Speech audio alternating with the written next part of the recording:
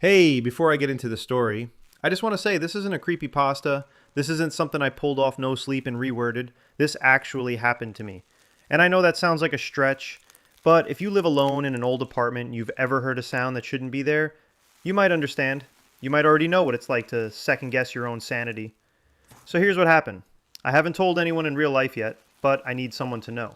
Someone to hear this, maybe even believe me. Because I think someone's living in my walls. I know how that sounds. Trust me, I'm not the kind of person who jumps to ghost stories or conspiracies. But what's happening in my apartment, it's not something I can ignore anymore. It started small, scratching at night. I live alone on the third floor of an old apartment building. My first thought, rats, or maybe some wiring issue. I even called maintenance, but they said they didn't find anything. But the noise kept getting louder and more intentional, like dragging, like something was moving inside the walls. Then things started disappearing. A spoon here, a sock there. I blamed myself at first. I thought I was tired, forgetful, maybe even a little stressed out from work. Until one night, I left my phone charging in the kitchen. I swear I placed it on the counter. Next morning, it was sitting on the bathroom sink, open, camera app running. A video had been recorded. 22 minutes of black. No sound, just faint breathing. That's when I bought a baby monitor. I put the monitor inside the wall vent right above the hallway, just to prove to myself I was being paranoid, that there was nothing to be afraid of. I wasn't prepared for what I saw. At around 2:13 a.m., the camera picked up movement.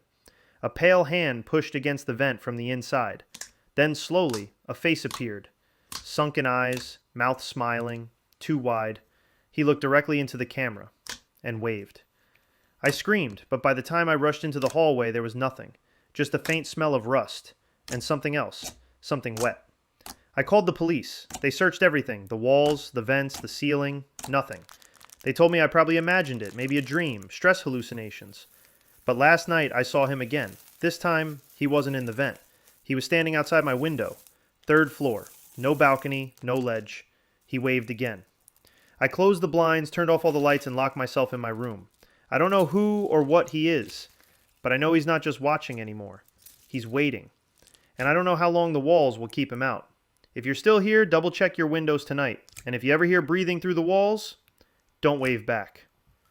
Like the video, subscribe to the channel, and if you want to hear the next part, well, you might want to leave the light on.